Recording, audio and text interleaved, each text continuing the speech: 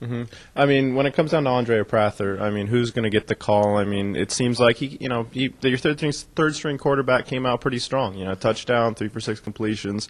Did that impress you as a guy coming off the bench? Well, Harlan's a senior, and he played 2 years of junior college football, so we have a lot of faith that Harlan's experience. He could draw on his experiences to help you in that situation. And that's why we did it. We felt like Andre maybe was a little bit rattled, and all of a sudden maybe trying to prove things rather than just go play.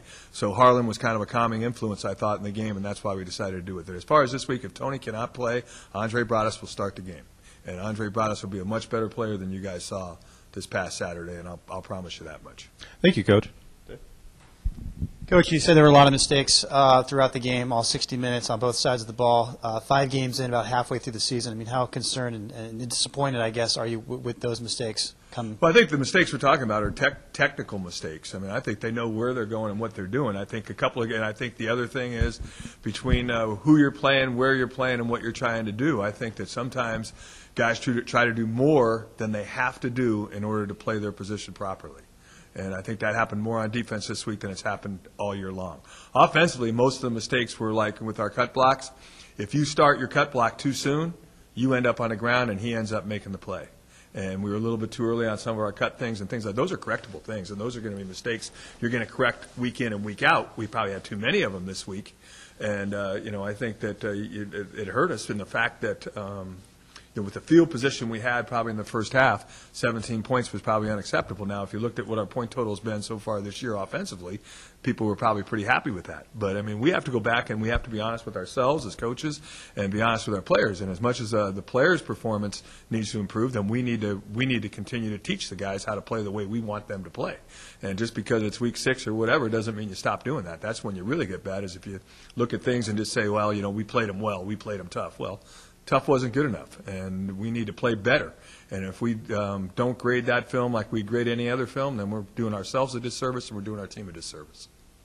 I mean, obviously, it was a game that could have gone either way, so I know it's disappointing for you and everyone else. I mean, any concerns that this loss may linger a little bit and may affect, from here this week, maybe next week, or for however how long? If we played well, I think it would have been more difficult to accept.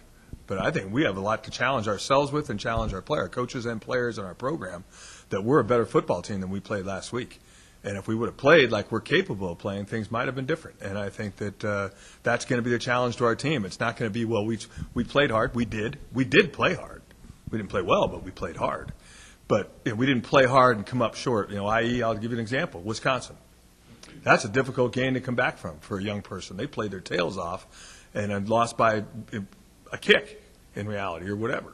And to come back from that thing and have a national playoff game be the very next week and you're flattened out and all those things, difficult.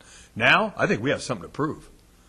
We didn't prove anything, in my opinion, this past week, and we got a lot to prove this week, and it's a conference opponent, and I think our players will take this game extremely seriously, and I think you'll see us play better.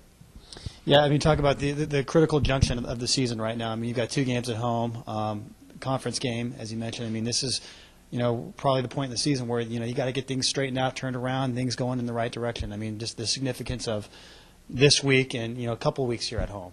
Well, I think a couple of things. I think the first 5 games have prepared us well to be where we are. I think we played 4 pretty good opponents. And I think playing 4 pretty good opponents gives you the opportunity to truly evaluate who you are and where you need to continue to improve in certain areas.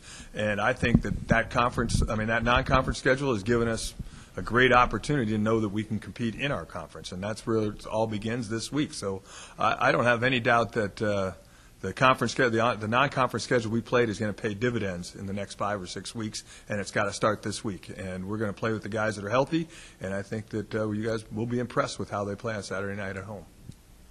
Coach, I know you already touched on it a little bit, but how concerned are you about those big plays where it's 3rd down, have a chance to stop them? Happened in Ohio, happened this past weekend, and they get some big plays and momentum kind of shifts right there. Well, it's a funny. The game's a funny game. I mean, I hate to say this, but I'm been in the game a long time. Last week, we ran a pressure out of our own end zone with 1:12 to go. We hit the quarterback, and the quarterback fumbled, and we recovered for a touchdown. And everybody went, "What a call! Are you kidding me? That's awesome!" 3rd and 13 against Montana. We run a similar pressure, and we just don't get there. And you watch how many times we hit that guy just as he got rid of the ball. One time, he hits his arm, and the ball only goes about 35 yards in the air, and it went end over end. And the guy caught it and ran for a touchdown. You know, when you bring pressure, sometimes it's going to be beautiful and everybody's going to go, wow, why don't we do that more often? And sometimes you're going to get burned.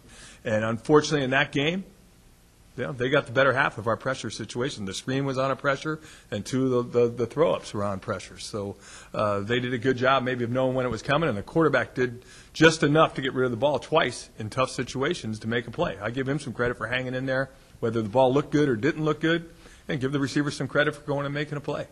And you put your guys in one-on-one enough, sometimes they're going to make it, sometimes we're going to make it. We got to be able to, at some point in time, make a lot more of them than we made. But those are extremely frustrating because you're right on the, it's 17 to, at one point it's 17 to nothing. I mean, it's 10 to nothing, and they're coming down the field, and it's 3rd and 13, and he scrambles around, and we make a mistake in the coverage, and the guy gets open, and then we don't tackle him for 62 more yards. Those are extremely frustrating because if he gets a first down, our motto is live another day. If he gets a first down and we tackle him, we might be talking about something completely different right now.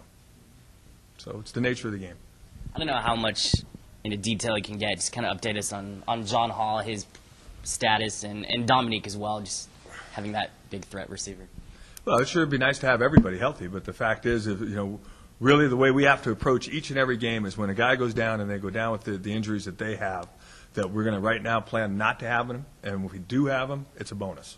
And we'd obviously love to have those are two of our biggest players that we have on the offensive side of the ball, and to have them down is difficult for us. But, if they are, other guys got to play and play well, and we expect them to play well. So it'll be day-to-day for those two guys and probably Tony as well. And hopefully Xavier Gardner will get back this week, which would be a plus for us in the secondary. And hopefully Greg Francis can stay healthy. He's pretty nicked up well, and I give him, he's another guy that gets the red badge of courage for playing Saturday when maybe he shouldn't have.